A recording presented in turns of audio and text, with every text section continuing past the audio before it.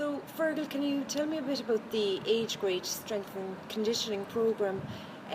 Where has it developed, and what's your long-term goal with it? I suppose if I start maybe where it developed from, is like it is going a good number of years, but from my role started about 2.5, 3 years ago when I moved from the academy setup. We realised really that the age grade players weren't coming into the academy as well equipped for the training that we would need. So what we did was we split my role and we made an academy role and an age grade role, which meant I could focus purely on the age grade and preparing them for the academy. And the better we can prepare them for the academy, obviously, the better that they're going to move forward and hopefully get into professional contracts. Feargal, what are the benefits of strength and conditioning for young players? Geez, that's a big question. I mean, there's huge benefits. Obviously, there's the health and wellness benefits, which I suppose in some ways when we're dealing with the age grade are nearly more important than the rugby benefits. But if we look at the rugby side, seeing as that's what we're looking at from a Munster rugby point of view, we're looking for players to be able to, I suppose, be prepared, as I said before, for the academy and for anything that might happen if they get a pro contract. The main thing we want them to be able to do is move well. There'd be a huge worry out there probably from parents that the strength and conditioning program means we're bringing them into the gym and we're piling big weights on them, but in fact that's not the case. And anyone that maybe would have come and watched what we do, they will see that movement is our first priority. You know, we're in the modern day we're dealing with a situation where kids are less active. They spend a lot of the day sitting down in school, sitting down at home, homework, watching TV. We get lifts everywhere we go nowadays because it's seen as unsafe to let kids walk around the streets. So our job then is to fill the gap that they're missing from not moving so much.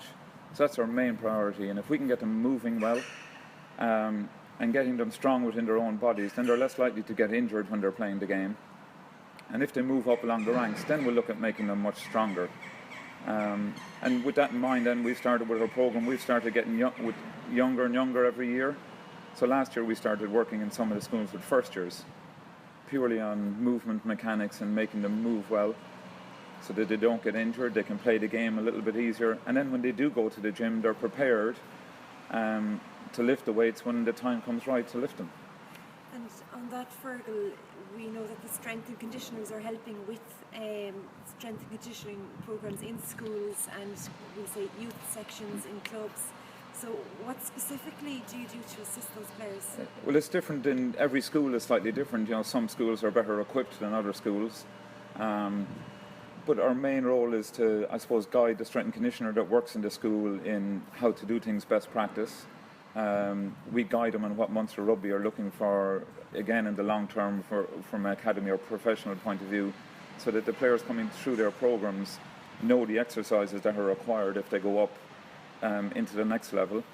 And then with some of the schools that are less well equipped, we will actually take sessions for them. We will take first years out onto the pitch and we will do general movement skills, teach them flexibility, teach them how to do warm-ups. And often then coach will say, well, you know, will we do workshops in the school for the coaches? So we will do that. So we try to work closely with the games masters where possible to get a good relationship so that we're a resource for them. If they want to use us, we're there for them. We're a small team. There's me and there's 2 other lads that are working part-time, and we have a huge gang of volunteers spread out around the province that we couldn't do this without. So it's hard to do everything that we would like to do, and sometimes I'd imagine there's a little bit of frustration that, you know, people would want more from us that we can't provide, but we do our best to get around and help as many schools and clubs as we can. I'm very excited about where we're trying to go with this. We're trying to set in a long-term program. Myself and the other 2 guys that work with me, we're putting a plan in place that we're hoping to roll out to the schools and the clubs that will guide them. So, you know, from 8 and 9 years old, what are the milestones a kid should be able to do all along the way until they leave school? And from that, we're at interprovincial time now. Yeah. So how have preparations gone there in terms of strength and conditioning, and have you seen benefits from, we'll say, engaging with the clubs and schools at an early stage? Yeah, definitely. I mean, if we looked at the club side, or the club players from the beginning, whether the club 18s or they're in the 19s and 20s, our RDS program and our cadets program over the last number of years is like drastically improved. We've been managing to get better facilities with them, better access to the players, and they're now moving better. The older guys are much stronger, and we've advanced some of them into doing very complex lifting in the gym, which we hadn't been doing before. This is our first year that we've introduced Olympic lifting into the program, which is a complex movement, and if we didn't have a good program we wouldn't be able to do it.